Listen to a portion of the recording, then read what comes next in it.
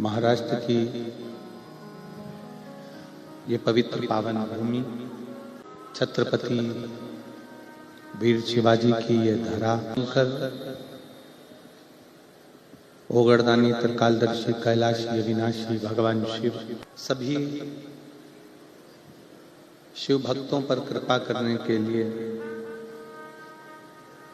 माघ महीने में ये पवित्र शिव महापुराण की कथा साकरी में पहुंची है। शिव महापुराण की कथा कहती है जैसे बचपन में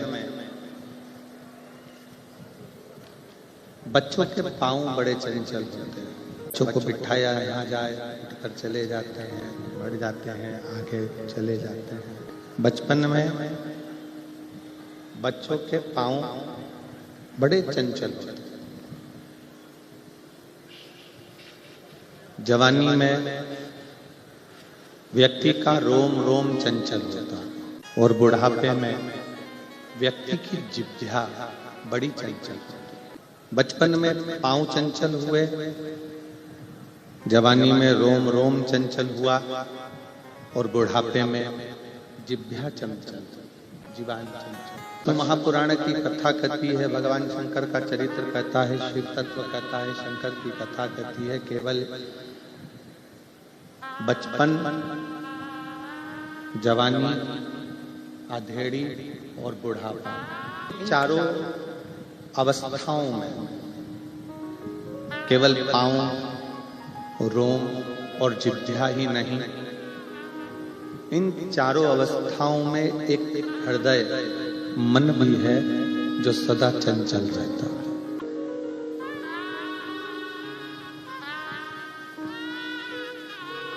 और जितने चंचल पांव नहीं होते, जितने चंचल रोम रोम नहीं होता, जितना चंचल ये जिह्वा नहीं होती, शिव पुराण कहती है उससे ज्यादा चंचल ये मन होता है। इसको सत्संग की ओर लेकर जाइए, ये सत्संग से हट जाता है।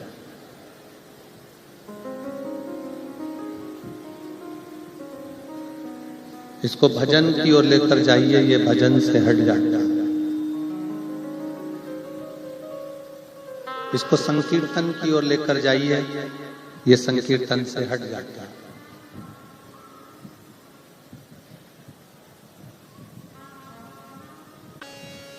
पांव को रोका जा सकता है, रोम रोम की चंचलता को रोका जा सकता है, जीवान की भी चंचलता को रोक सकते हैं,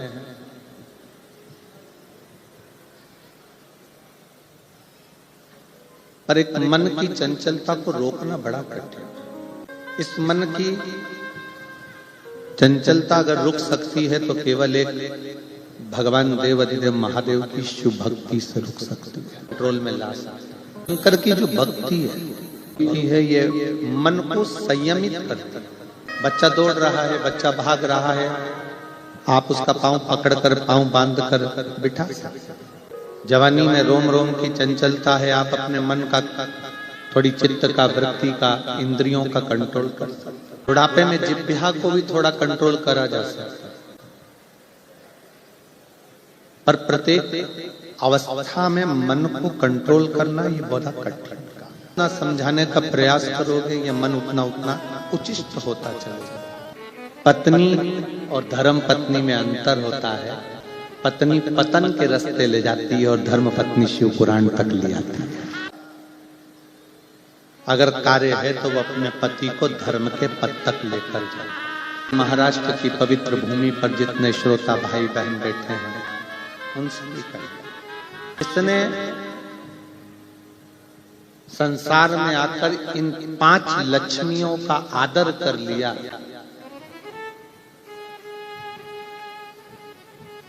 उसकी जिंदगी कभी बेकार नहीं है। कौन कौन सी 5 लक्ष्मियां हैं? पहले नंबर पर है माँ, दूसरे नंबर पर है बहन, तीसरे नंबर पर है बेटी, चौथे नंबर पर है बहू और पांचवें नंबर पर है पत्नी। इन पांच का अगर सम्मान कर लिया तो जगत में कहीं संसार सागर में जन्म लेने के बाद इन पांच लक्ष्मियों का आदर करने वाला व्यक्ति भी मुड़कर नहीं देखते। अपनी माँ का सम्मान करने वाला, अपनी माता का आदर करने वाला, अपनी माता के चरणों को प्रणाम करने वाला, अपनी माता के कहे अनुसार चलने वाला। जहाँ पर वीर शिवाजी अपनी माँ के कहने पर किले पर चढ़े रहने वालों को तो गर्व होना चाहिए कि जिस भूमि पर कौंडलिक अपनी माता पिता की सेवा करते हैं और भगवान हरि विठ्ठल उनको दर्शन देने पहुंचे की पवित्र भूमि माता का आदर करना सिखाती है। एक माता के शब्द के लिए छत्रपति वीर शिवाजी एक किले पर चढ़ जाते हैं केवल माँ के वचन को पूर्ण करने। लक्ष्मियां हैं हमारे घर की। पहले नंबर पर है घर की माँ जिसका आदर, दूसरे नंबर पर है घर की बहन, उसका आदर। उनको लगता है बहन आई है तो कुछ देना पड़ेगा। शिव महापुराण की कथा कहती है गाय, ब्राह्मण, बेटी, बहन ये किसी के दरवाजे पर अगर आ जाती है तो जितना तो लेती नहीं है उससे 4 गुना देकर जाती है। उसका पति 2000 की, 5000 की, 4000 की साड़ी दिलाता है पर वो किसी के पास जाकर नहीं कहती कि ये मेरे पति ने दिलाई। और मायके से 500 रुपए की भी साड़ी मिलती है तो मोहल्ले में ऐसी बताती है कि 5000 की दिलाई। कि मायके के प्रति प्रीति बड़ी है। 5 लक्ष्मियां हैं ये हमारे संसार में, 5 लक्ष्मियां हैं ये हमारे घर में। पहले नंबर पर माँ, दूसरे नंबर पर बहन, तीसरे नंबर पर बेटी, चौथे नंबर पर बहू और 5वें नंबर पर पत्नी। ये वो लक्ष्मियां हैं जिनका आदर अगर करा जाए तो व्यक्ति को पलट कर नहीं देखना पड़ता, क्योंकि ये लक्ष्मियां अपने लिए कम जीती हैं और अपने परिवार के लिए ज्यादा जीती हैं। तीसरे नंबर पर है बेटी। ये वो लक्ष्मी है जिसको देने पर, बहन को देने पर, बेटी को देने पर कभी घाटा नहीं, इसका आदर। चौथे नंबर पर है घर में आने वाली बहू।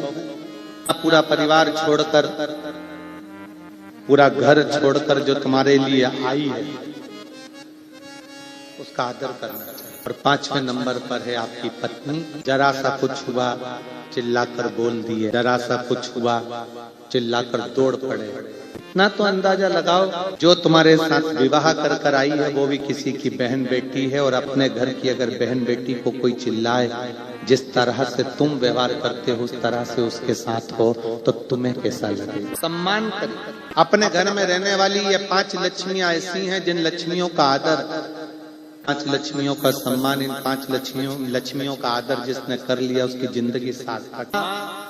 बहन, बेटी, बहू, पत्नी ये वो लक्ष्मियां हैं जो अपने लिए नहीं जीती हैं, अपने परिवार के लिए जीती हैं। साधना, एक व्रत, तपस्या, उपास भी अगर करती है तो अपने परिवार के लिए करती है। एक पत्नी का भी व्रत है और एक पति का भी व्रत है। ज्यादा चिंता पत्नी को खुद के व्रत की नहीं रहती, अपने पति के व्रत की रहती है। उनका एकादशी है, बहू से 25 बार जाकर कहेंगी देखो उनके दांतों में तकलीफ है, थोड़ा नरम सा बनाना, वो खा ले, ऐसा बनाना। उनका व्रत। स्वयं से ज्यादा चिंता उसको अपने परिवार का। आज मेरे बच्चों का भी व्रत है, आज मेरे बेटे का व्रत है, आज मेरे बेटियों का व्रत है, आज मेरे रिश्तेदारों का व्रत है। उसके हृदय की नम्रता देते भी हैं, दूसरे अगर अपशब्द कहते भी हैं, दूसरे अगर आड़ा टेढ़ा बोलते भी हैं तो घर की माँ, बहन, बेटी, बहू और पत्नी को दूसरा अगर कुछ कहेगा तो बुरा नहीं लगता, पर अपने अगर कोसते, कुछ बोलते तो दुख लगता। इन माओं से, इन बेटियों से, इन बहुओं से, इन पत्नियों से निवेदन है, मेरी जीजियों से निवेदन है, कभी टेंशन मत लो कि तुम्हारे घर के लोग तुम्हें ताना दे रहे हैं, यश नहीं दे रहे, सम्मान नहीं कर रहे, आदर नहीं कर रहे, सत्कार नहीं कर रहे, कोई बात नहीं। क्रिकेट खेलने वाला जो खिलाड़ी खड़ा होता है ना, पिच पर खड़े हुए जितने भी मैदान में खड़े हुए जितने खिलाड़ी होते हैं ना, वो बल्ला घुमाने वाले को उनसे कोई डर नहीं लगता। बल्ला घुमाने वाले को तो केवल जो स्टंप के पास खड़ा होता है डर उसी से लगता है, क्योंकि उसको मालूम है स्टंप गिराने में, उसको मालूम है ये डंडे गिराने में ये दूर खड़े हुए लोग मेरे डंडे नहीं गिराएंगे, पर जो मेरे पास में पीछे खड़ा हुआ है डंडों के पास में वो मेरे डंडे कभी भी गिरा देगा। ताना देगा चल जाएगा, दूसरे अपशब्द कहेंगे चल जाएगा, दूसरा गाली देगा चल जाएगा, पर जब अपनों का स्तंभ गिराते हैं, जब अपनों की टांग खींचते हैं, जब अपनों का पांव खींचते हैं, जब अपनों का ही साथ नहीं देते, तब दुख होता है कि मेरे अपनों ने, मेरे पास में खड़े हुए व्यक्ति ने मेरा साथ, उन्होंने साथ नहीं। आप कितना सम्मान कर रहे हो, आप कितना सत्कार कर रहे हो, आपके पुराण की कथा कहती है, भगवान शंकर का चरित्र कहता है। एक बार नारायण के साथ में माता लक्ष्मी जी घूमने के लिए निकले, भ्रमण के लिए। लक्ष्मी जी के मन में ये भाव प्रकट हो गया, माता लक्ष्मी जी के मन में ये भाव आ गया कि है नाथ, ये पूरी जो सृष्टि है, इस पूरी सृष्टि का संचार चलाने वाली मैं अकेली, पूरे संसार को, इस पूरी सृष्टि को चलाने वाली मैं अकेली, मैं स्वयं लक्ष्मी। शिव पुराण कहती है 5 लक्ष्मियों को भी इस चीज का स्मरण रखना चाहिए। माँ को स्मरण रहे कि घर में जो पिता है वो तुम्हारे साथ है, इसलिए कहीं ना कहीं सुख की अनुभूति है। एक पुरुष तत्व, एक पुरुष आपके साथ खड़ा हुआ है, आपका पति, आपका भाई, आपका बेटा, मानकर चले कि कहीं ना कहीं श्रेष्ठ तत्व है आपके जीवन का सुख, कहीं आपके जीवन का सुख। तो महापुराण की कथा कर रही है, भगवान शंकर का चरित्र कर रहा है, शिव तत्व कर रहा है, भगवान शंकर का पवित्र चरित्र वर्णन। जी नारायण जी के साथ में, भगवान विष्णु के साथ में भ्रमण करती करती निकली, और भ्रमण करते करते माता लक्ष्मी ने ये कह दिया, माता लक्ष्मी ये कह दी कि ये संपूर्ण संसार मेरे बल पर चलता, पूरे ब्रह्मांड को चलाने वाली मैं स्वयं। तब भगवान नारायण उसी समय पर, उसी क्षण बोले, लक्ष्मी ऐसा नहीं है, संसार के लोग तक शिव तत्व को अपने अंदर धारण कर रखते हैं, जब तक इनकी श्वास चलती है तब तक ये लक्ष्मी को भी समझते हैं, वैभव को भी जानते हैं, सत्ता को भी जानते हैं, सब कुछ जानते हैं। और जब शिव तत्व इनके भीतर से चला जाता है, शिव तत्व इनके भीतर से समाप्त हो जाता है, तब ये लक्ष्मी को भी नहीं समझते। शिव तत्व क्या, शिव तत्व किसको कहते हैं? तो महापुराण की कथा कहती है, आपकी जो श्वासें चल रही है, आपकी जो श्वास चल रही है, आपके 21,600 श्वास जो प्रतिदिन इस मानव के शरीर से निकल रही है, उस निकलने वाली श्वास में, अंदर जाने वाली श्वास में, 21,600 श्वास में जितनी श्वास निकल रही है, जा रही है, आ रही है, उस श्वास में शिव समाया हुआ है, बिना शिव के श्वास भी नहीं निकलता। शरीर में से शिव तत्व चला जाता है, शरीर में से शिव तत्व समाप्त हो जाता है, तो केवल शव रह जाता है। खा हुआ शव किसी काम का नहीं रहता, इसलिए उसको शमशान भेज दिया जाए। जिंदगी भर कमाने वाले मनुष्य ने 1-1 रुपया जोड़ कर रखा, मरने के बाद वो रुपया उसकी छाती पर फेंका गया। क्यों फेंका जाता है? इसलिए फेंका जाता है। क्यों उसकी छाती पर रुपया फेंका जाता है? क्यों मखाने फूल फेंके जाते हैं? क्योंकि हमारे शास्त्रों के अनुसार उसकी छाती पर पैसा इसलिए फेंकते हैं कि तू जिंदगी भर जोड़ जोड़ के मर गया, जो जोड़ने वाला राम नाम, कृष्ण नाम, शिव नाम था, उसको छोड़ दिया और पैसा जोड़ जोड़ कर मर गया। तेरी छाती पर पड़ा है पर तू उठा नहीं सकता, पड़ा हुआ है वो, तेरी छाती पर पड़ा है पर तू उठा नहीं सकता, सम्मुख में पड़ा है पर तू उसका प्रयोग नहीं कर सकता, तेरे सामने पड़ा है पर उसका कोई मोल तत्व नहीं है। क्योंकि शिव था शरीर के अंदर 21,600 श्वास के रूप में, जब तक शिव तत्व था तब तक तू पैसे को भी समझा, रिश्तों को भी समझा, नातों को भी समझा, कुटुंब को भी समझा, कबीले को भी समझा, सब कुछ समझा। पर जैसे ही शिव तत्व समाप्त हुआ, जैसे ही शिव तत्व गया, जैसे ही शिव तत्व समाप्त हो गया, वैसे ही तुम्हारा शरीर किसी काम का नहीं। शिव तत्व। जब हनुमान जी पहली बार राम जी की परीक्षा लेने के लिए सम्मुख में पहुंचे, किष्किंधा का क्षेत्र है, जब हनुमान जी पहुंचे राम जी की साक्षी में, राम जी के सम्मुख में, ब्राह्मण का वेश रख रखा है, ब्राह्मण का रूप है, ब्राह्मण का वेश है, ब्राह्मण का रूप है। राम जी खड़े, हनुमान जी ने ब्राह्मण का वेश बनाकर हाथ जोड़े हैं राम जी की, ब्राह्मण का रूप रखे हनुमान जी महाराज और सामने खड़े हैं श्री राम जी महाराज, क्षत्रिय हैं और ब्राह्मण हैं के रूप में श्री हनुमान जी महाराज हाथ जोड़े। तो दुनिया के लोगों को लगा कि ब्राह्मण सामने खड़े हुए क्षत्रिय का हाथ जोड़ रहा है, पर समझने वाला समझ नहीं पाया हनुमान जी ब्राह्मण का रूप रखकर सामने खड़े हुए राघव जी के नहीं, हनुमान जी भीतर बैठे हुए राम के हाथ जोड़कर सामने खड़े राम से भीतर बैठे राम को मिला रहे हैं। जो राम जी खड़े हुए हैं, सामने जो राम है, अंदर जो राम बैठे हुए हैं, उस राम को सामने वाले राम से मिलाने का प्रयास श्री हनुमान जी महाराज कर रहे हैं। सामने वाले राम से भीतर बैठे राम को मिलाने का प्रयास श्री हनुमान जी महाराज कर रहे हैं। शिव जी के मंदिर में क्यों जाते हैं, किस लिए जाते हैं? शिव महापुराण की कथा कहती है कि हमारी श्वासों में 21,600 श्वास में शिव समाया हुआ है।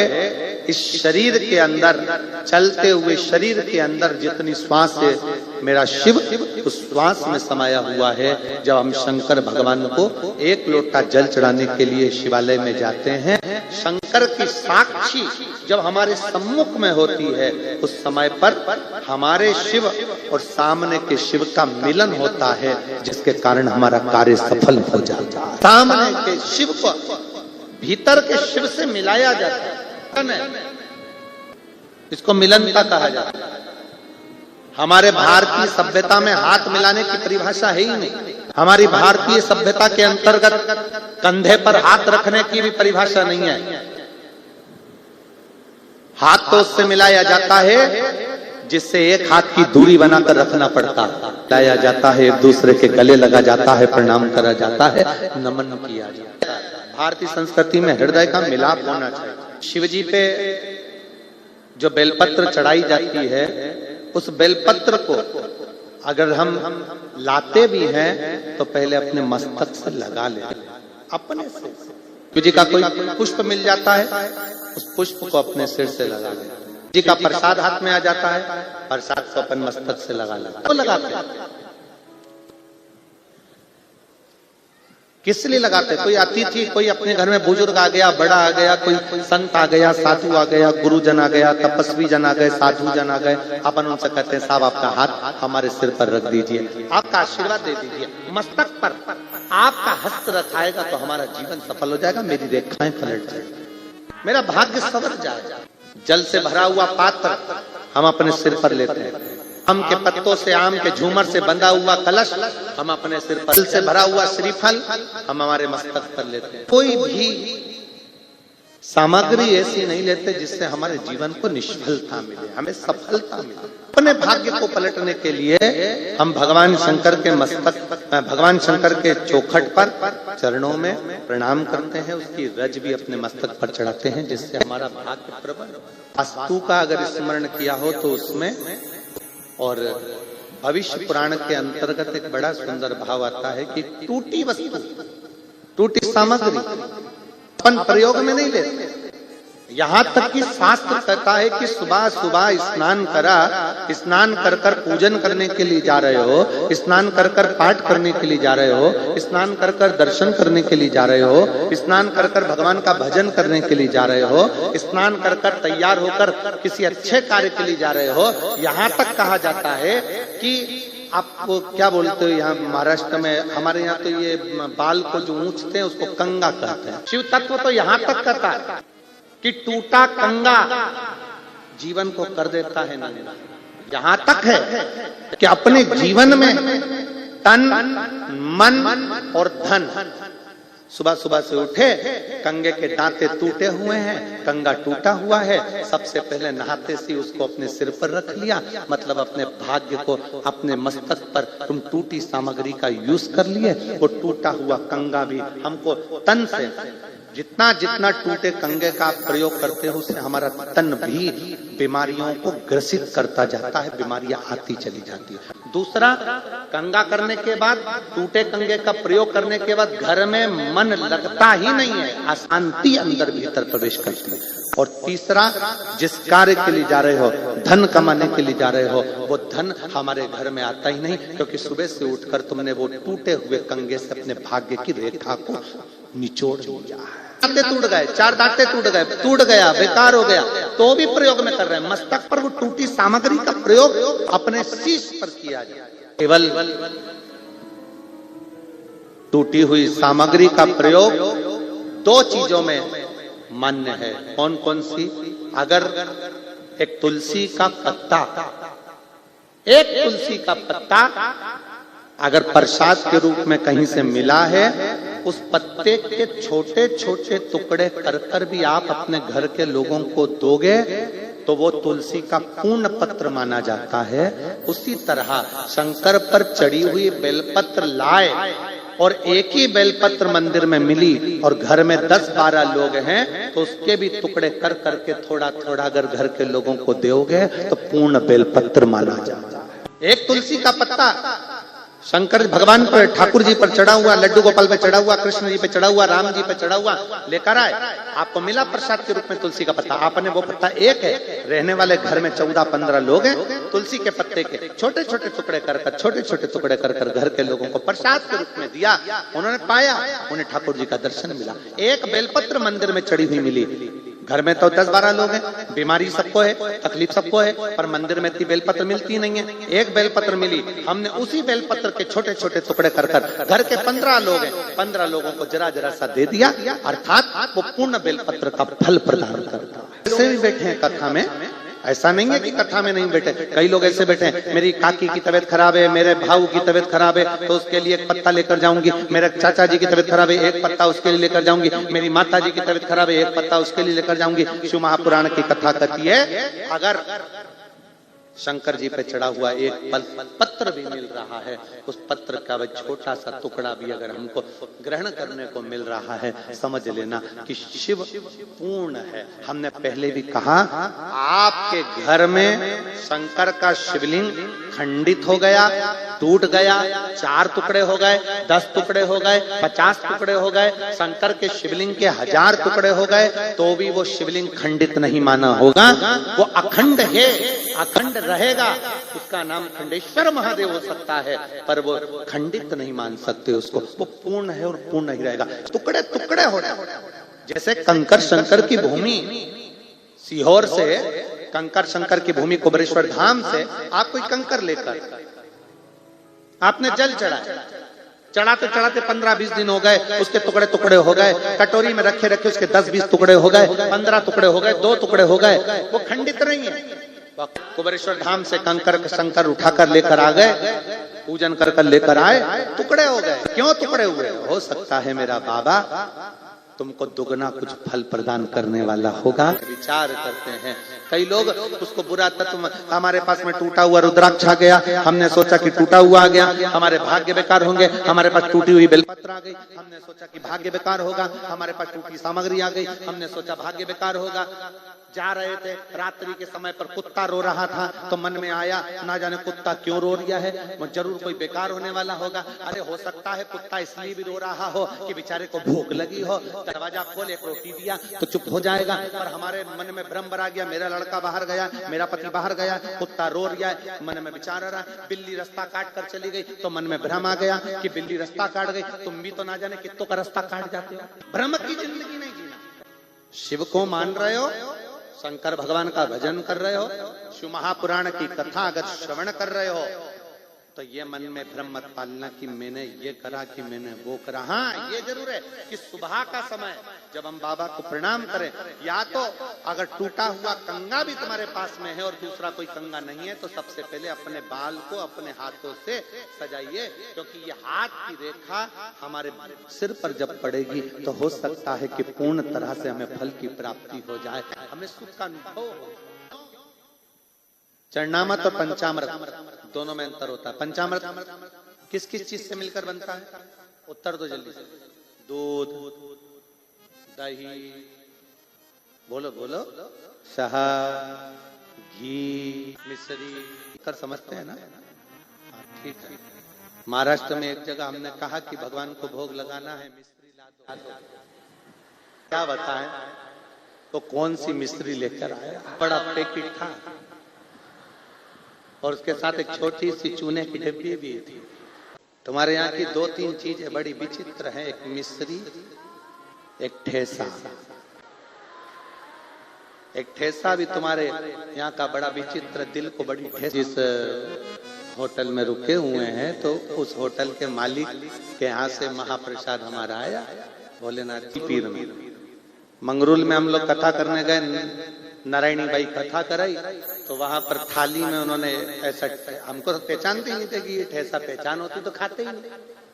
तो उन्होंने ठेसा रखा, भिंडी की सब्जी थी, गिलकी की सब्जी थी, तुरई की, और दाल थी, और ठेसा था। हम समझे कि सब्जी है। हमने कहा कितनी कंजूस है मासी, इतना सा रखा, सब्जी भी रखी तो इतनी सी। हमको क्या मालूम था कि इतनी सी पूरे समय चल जाती, इतनी सी पूरे समय चल जाएगी। अब ये रखी थी इतनी सी, हमने सोचा इतनी सी तो है, एक ही टुकड़े में निपटा जाएगा। अब एक टुकड़ा रोटी का तोड़ा और उसको जो निपटाया तो वो हमको निपटा गया। नारायणी बाई जी से कहा, हमने कहा बाई जी बड़ा दुख दीना तेरे ठेसे, क्या क्या चीज चाहिए? बोलते जाओ जल्दी, बोलो जम के बोलो जरा। दूध, दही, घी, समझ गए? ठीक है। ये तो हो गया पंचामृत। चरणामृत में क्या चाहिए? ये तो पंचामृत हुआ, चरणामृत में क्या चाहिए? तो शिव महापुराण की कथा कहती है चरणामृत में केवल दिल का, भाव का जल चाहिए, जो भगवान को चढ़े और हम उसको पान करें और हमारे जीवन को सार्थक करें। और पंचामृत में अंतर भी है।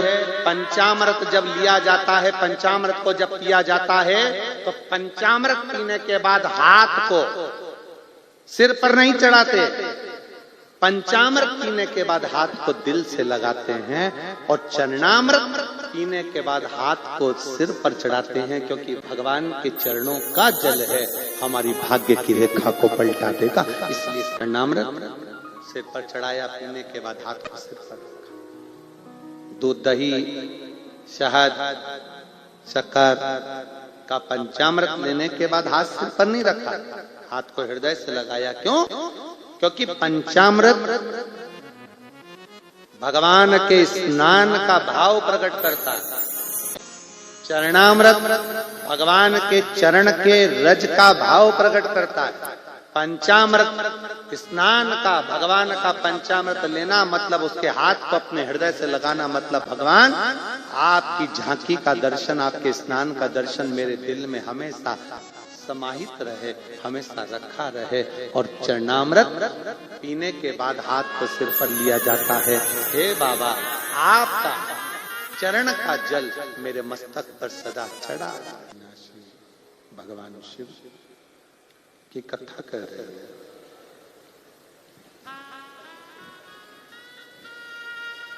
एक बेलपत्री का छोटा सा टुकड़ा भी यदि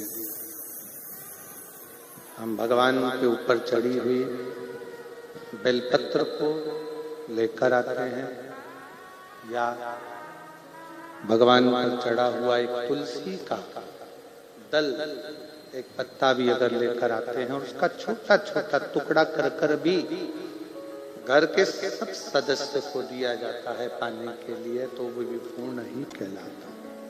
पूर्ण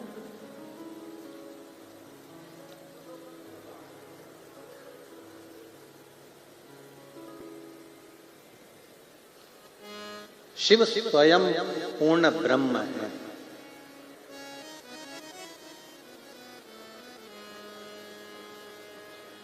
और मेरी साकरी की जीजियों और मेरे जीजाओं, मेरी बेटियों, बेटाओं, मेरी माताओं, मेरे भाई, मेरी बहनों, स्मरण में रखिएगा,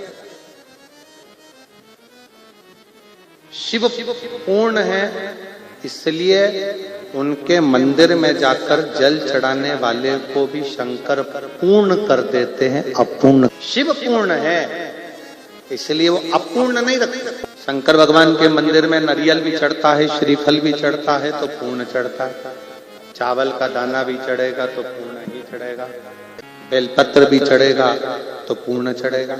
शिव जी को पूर्णता, और शिव अपने भक्तों को भी पूर्ण रखते हैं, वो अपूर्ण नहीं।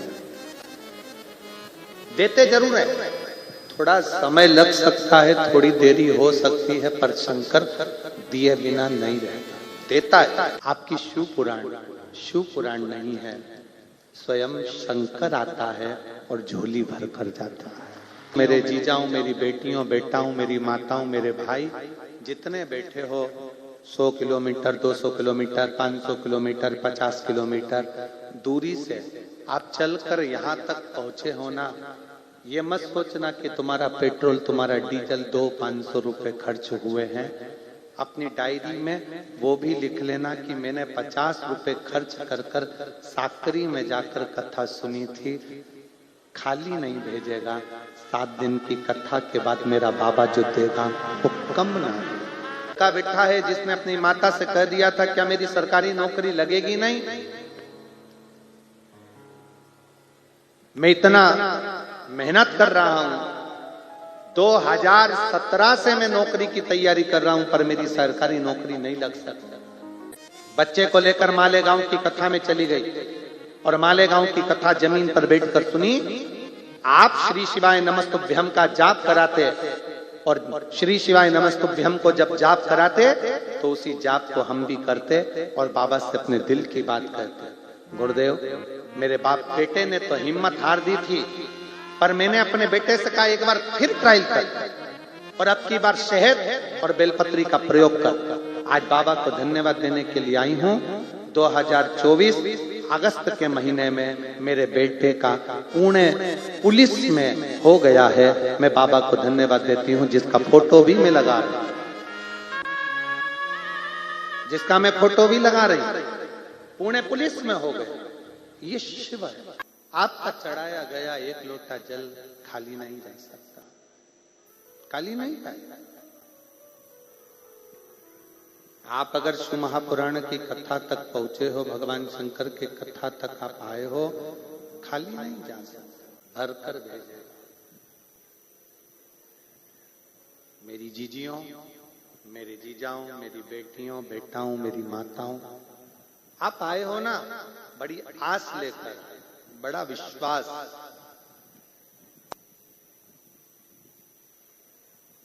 आप खुद अंदाजा लगाइए, जिस स्त्री की उम्र 50 साल हो जाए तो क्या औलाद हो सकती है? जरा विचार कर कर बताइए, सोचिएगा। बेटे ने हिम्मत तोड़ दी हो 17 से कि अब मैं नौकरी नहीं लग सकती मेरी सरकारी। जिस बेटे के ये विचार कर लिया हो कि अब नौकरी नहीं लग सकती और माँ शिव पर पूर्ण भरोसा रखती हो, विश्वास रखती हो, तो क्या ना देगा। कोई लेट बनता है, कोई जल्दी बनता है, शिव को जल चढ़ाने वाला एक दिन सेठ जरूर बनता है, ये निश्चित है। जल चढ़ाने वाला कभी खाली नहीं रहता। सुनो कथा, भगवान शिव का चरित्र कह रहा है, भगवान शंकर का पवित्र चरित्र वर्णन कर, अपने मन को भगवान में थोड़ा सा लगाने का प्रयास कर, बहुता में नहीं, थोड़ा बहुत। 26 जनवरी आ रही है, तिरंगा लहराएंगे। हम अपनी भाषाओं में हमेशा कहते आए हैं, हाथ में गंगा, मस्तक ठंडा और दिल में तिरंगा हमेशा रहना चाहिए। परिवार में रहो, कुटुंब में रहो, नातों में रहो, रिश्तों में रहो, अपने घर में रहो, घर के बाहर रहो, पर अपना भैजा, अपना मस्तक, अपना भैजा हमेशा ठंडा रखिए। गंगा मतलब घर से निकलते समय, घर से जाते समय एक लोटा जल, जो तुम्हारे घर का जल शंकर को चढ़ गया, घर का जल भी अगर शिव को चढ़ गया तो वो गंगा जल हो गया। क्योंकि शंकर के मस्तक पर गंगा विराजमान है। शिव को जल चढ़ते से ही वो गंगा का जल हो जाता। शिव को जल चढ़ते से वो गंगा का नाम के ब्राह्मण के साथ हुआ क्या था? चोर था, ब्राह्मण के घर में जन्म लेने के बाद भी चोरी नहीं छोड़ी थी, अच्छी संगत में नहीं बैठ पाया। एक बात आपसे पूछें, उत्तर दीजिएगा जरा, साकरी वाले सावधान पूर्वक उत्तर दीजिएगा। मित्र से चरित्र बनता है कि चरित्र से मित्र बनता है? जल्दी उत्तर। मित्र से चरित्र बनता है कि चरित्र से मित्र बनता है? चरित्र से मित्र बनता। आप बेवड़े हो तो सारे बेवड़े ही मिलेंगे, आप जुआरी हो तो जुआरी मिलेंगे, आप गाली देते हो तो मित्र भी गालीबाज मिलेंगे, आप अगर बेकार हो तो मित्र भी बेकार मिलेंगे, और आप अगर अच्छे हो तो आपको अच्छा ही मिलेगा। आपको मित्र वैसा ही मिलने वाला है। आपका चरित्र जैसा होगा मित्र वैसा ही बनेगा। आप अच्छे चरित्र के हो, जुए से, गलत संगत से, व्यभिचारों से, गलत विचारों से, मदिरा से, मान से सबसे दूर हो, तो अगर तुम्हारे पास कोई आना भी चाहेगा ना इसमें का व्यक्ति जो मदिरा पीता होगा, मांसाहार करता होगा, वेश्यावृत्ति करता होगा, गलत काम करता होगा, वो तुम्हारे पास अगर आ भी जाएगा और तुम्हारा चरित्र अच्छा है तो तुमसे दूर हटता चले जाएगा, तुमसे दूरी बना लेगा। और तुम्हारा चरित्र अगर ठीक नहीं है तो तुम्हारे को मित्र ढूंढने में देरी नहीं लगेगी। तुम्हारा चरित्र अगर बेकार है, गलत संगत वाला है, तो तुम्हारे इतने मित्र बन जाएंगे, रात को 1 बजे फोन लगाएंगे, ले आजा पार्टी चल रही है। बहुत सुंदर उत्तर दिया कि चरित्र से मित्र है, मित्र से चरित्र नहीं है। पीने वाला दोस्त भी ऐसे ही बनाता है जो उसको कोई रोके नहीं, टोके नहीं। मित्र भी ऐसे बनाता है जो होटल में चलकर बैठा रहे, पड़ा रहे, खाता रहे, मना ना करे, टोके नहीं, रोके। को पूरी लंका में अगर कोई बुरा लगता था, रावण को पूरी लंका में अगर कोई बुरा लगता था तो केवल 2 बुरे लगते थे, एक रावण की धर्म पत्नी मंदोदरी और दूसरे नंबर पर विभीषण, रावण का भाई। का चरित्र अगर बेकार है तो आपको पूरी दुनिया अच्छी लगेगी पर घर के लोग बुरे लगेंगे, क्योंकि वो तुमको बार बार टोकेंगे। कहाँ जा रहे हो, क्यों जा रहे हो, क्यों दोस्त क्या जा रहे हो, रात को क्या काम है, क्या करोगे, नशे में धुत हो जाओगे, नाली में पड़े रहोगे। जो तुम्हें टोक रहा है वो सबसे ज्यादा बुरा लगेगा। रावण की पत्नी रावण को टोकती थी, सुनो जी सीता जी को वापस लौटा दो, सुनो जी वो भी किसी की अर्धांगिनी है, सुनो जी गलत मत करो। टोकती थी, बुरी लगती। विभीषण टोकता था, बुरा लगता था। टोकेगी तो माँ बुरी लगेगी, बाप टोकेगा तो बाप बुरा लगेगा, भाई टोकेगा तो भाई बुरा लगेगा, रिश्तेदार टोकेंगे तो रिश्तेदार बुरे लगेंगे। जो तुम्हें टोके ना वो अच्छे लगते, जो तुम्हारे साथ बैठे गलत काम करें वो तुम्हें अच्छे लगते हैं। पर एक दिन याद रखना, व्हाट्सएप पर पूरे मित्रों की सूची निकाल लो, यूट्यूब पर, फेसबुक पर, इंस्टाग्राम पर कितने भी तुम्हारे चाहने वाले इकट्ठे कर लो, पर याद रखना बीमार जब पड़ोगे तो ये जितने तुम्हारे मोबाइल में जुड़े हैं ये एक भी हॉस्पिटल में रात नहीं रुकेगा, रुकेंगे तो वो टोकने वाले। लीवर खराब हो गया, किडनी खराब हो गई, थायराइड हो गया, शरीर में रोग आ गया, रिश्तेदार 1 दिन 2 दिन साथ देंगे, फोन लगाना बंद कर देंगे, रिश्तेदार पूछना बंद कर देंगे। तुम्हारे मित्र जो नशे में धुत रहते थे, जो तुम्हारे अपने थे, जिनके बिना तुम दिन रात नहीं रह पाते थे, वो कोई साथ नहीं देगा, क्योंकि वो तो नशे में धुत पड़े होंगे। पर जिस पत्नी ने तुमको टोका है, जिस माँ ने तुमको टोका है, जिस बाप ने तुमको टोका है, जिस भाई ने तुमको टोका है, वो तुम्हारे साथ रात रात दिन दिन खड़ा रहेगा। चिंता मत कर, तेरे को ठीक करा लेंगे, चिंता मत कर, पैसा कितना भी लग जाए तुझे अच्छा करा लेंगे, चिंता मत कर, तुझे साथ देंगे, चिंता मत कर, पैसे की चिंता मत कर। जो पत्नी टोकती थी, पत्नी के मायके वाले कहते कि जमाई इतना पीता था इसलिए लीवर खराब हो गया, किडनी खराब हो गई, मर रहे थे। नहीं, पत्नी के मायके वाले भी कहते हैं बेटी चिंता मत करना, हम बैठे हैं तो चिंता मत करना, जमाई का इलाज करवाएंगे, ठीक करवाएंगे। अरे भगवान को धन्यवाद दो कि तुम्हें कोई टोकने वाला मिला है जिनके टोकने वाले नहीं होते उनकी जिंदगी नरक जैसी है। साधु बात तो कि घर में बुजुर्ग बैठे हैं जो तुम्हें टोक रहा है, माता पिता तुम्हें टोक रही है, साधु बात दीजिए। पुलिस वाले रोकते हैं, रोक, हेलमेट कहाँ है तेरा, सीट बेल्ट क्यों नहीं लगाया तूने। आपको बुरा लगता है, हमको बुरा लगता है कि हमारी गाड़ी हम सीट बेल्ट लगाएं चाहे ना लगाएं, हमारी गाड़ी हम हेलमेट लगाएं चाहे ना लगाएं, पुलिस वाला टोकता है। इसमें पुलिस वाले का कोई फायदा नहीं है, फायदा तुम्हारा है। कहीं आगे जाके चौराहे पर स्पीड ब्रेकर पर गाड़ी चढ़ गई, गिर गए, तुम्हारा सिर फूट जाएगा, तेरे घर के लोग जिंदगी भर रोएंगे। इसलिए आज हेलमेट लगा ले, सीट बेल्ट लगा ले, ये बार बार करते। टोकने वाले टोकेंगे, तुम्हारा फायदा है, उसमें तुम्हारा हित है। जो आपने सही निर्णय दिया कि चरित्र से मित्र, चरित्र से मित्र का निर्माण। आप अच्छे हो, आपके मित्र अच्छे बनेंगे। और अगर कहीं का बेकार तुम्हारे पास आ भी गया तो तुमसे दूर हट जाएगा। साल में, 1.5 साल में, 6 महीने में, 8 महीने, 15 दिन में तुमसे दूर। उसका चरित्र अगर ठीक नहीं है तो तुम्हारे पास ठीक नहीं। और फिर निवेदन करूंगा, आप मेरी जीजियां, मेरे जीजा, मेरी बेटियां, मेरे बेटे, मेरी माताएं, मेरे भाई, शंकर के मंदिर में जाकर अगर 1 लोटा जल चढ़ा रहे हो तो ये मान लेना कि तुमने शंकर जैसा मित्र पा लिया, क्योंकि तुम्हारा चरित्र तुम्हारे दुख को हरता जरूर है, क्योंकि वो कालों का काल महाकाल है। आप उससे कहो, आप उससे प्रार्थना करो, आप उससे निवेदन करो, आप उसकी चाकरी करो, क्यों ना। देवराज ने क्या लिया, देवराज नाम के ब्राह्मण, ब्राह्मण कुल में जन्म लेने के बाद भी, ब्राह्मण कुल में पैदा होने के बाद भी देवराज के पास में चोरी का धन लेकर शंकर के मंदिर में चले गया। क्या था, शंकर के मंदिर की रच उसके शरीर को चिपक गई। जब यहाँ से जाया करो ना तो भूमि को प्रणाम कर कर, उसकी मिट्टी को मस्तक चढ़ाकर प्रणाम कर कर जाया करो। बाबा इतने सारे शिव भक्त आते हैं, सब एक साथ में श्री शिवाय नमस्तुभ्यम कहते हैं। इनके चरण की रज जब मेरे मस्तक चढ़ेगी तो मेरा उल्टा भाग्य भी सुलट जाएगा, सीधा हो जाएगा, मेरी किस्मत पलट जाएगी। ये तेरी कृपा। साकरी की अगर ये समिति कथा करा रही है, साकरी में इतनी व्यवस्थाओं के साथ कथा हो रही है, आप साकरी वालों को गर्व होना चाहिए कि हमारे साकरी में इतना विशाल शिव महापुराण की कथा हो रही है।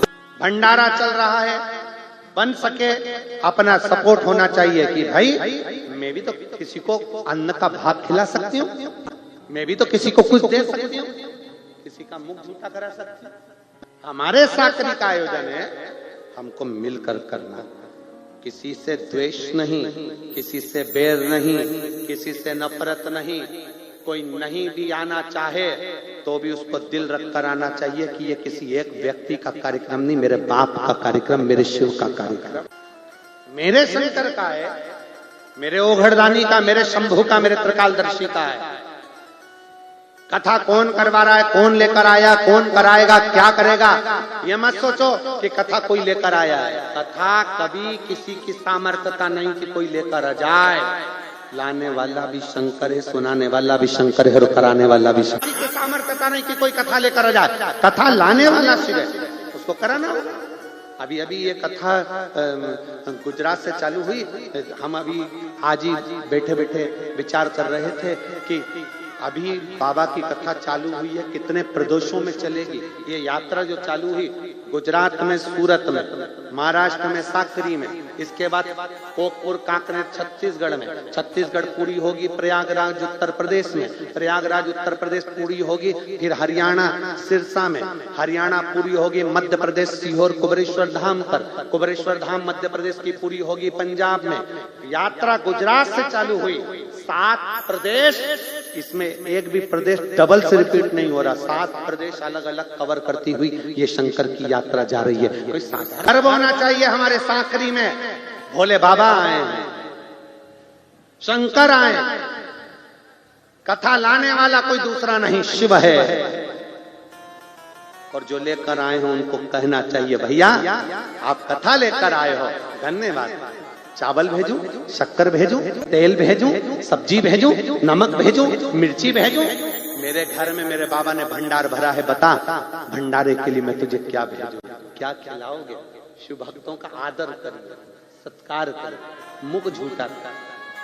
भगवान ने पानी दिया है तो पानी पिलाओ, चाय जितना बनाया है तो चाय पिलाओ, टॉफी जितना रखा है तो टॉफी खिलाओ, बिस्कुट जितना रखा है तो बिस्कुट खिलाओ, पर आए हुए शिव भक्तों का मुंह झूठा जरूर कराओ, जिससे तुम्हारे घर में इतना भंडार भरे बाबा कि वो खाली ना हो पाए।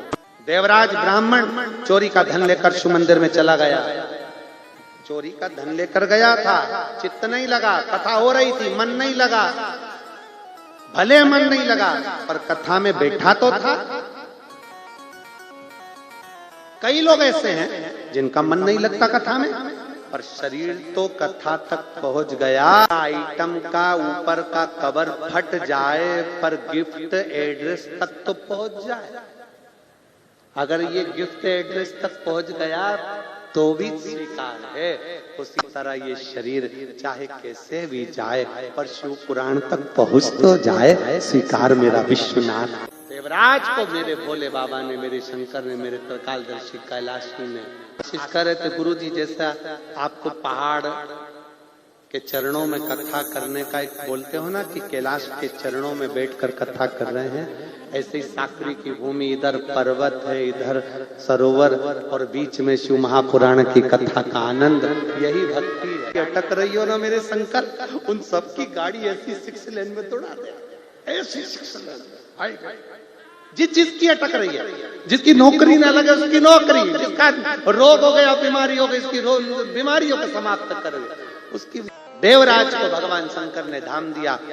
बिंदुक नाम का ब्राह्मण जिसकी पत्नी का नाम चंचुला था, शिव तत्व में डूबकर पति के जाने के बाद शिव महापुराण की कथा तुमरुका जी के मुख से कराकर कथा का रसतत्व ग्रहण करा, और वो कथा का रसतत्व तुमरुका जी कहते हैं, और शंकर पार्वती ईश्वर जी गोरा जी बनकर आ रहे हैं। जोरदार ताली बजाएं, ईश्वर जी गोरा जी बनकर शिव पार्वती पधार रहे हैं। जोरदार ताली बजाकर उनका स्वागत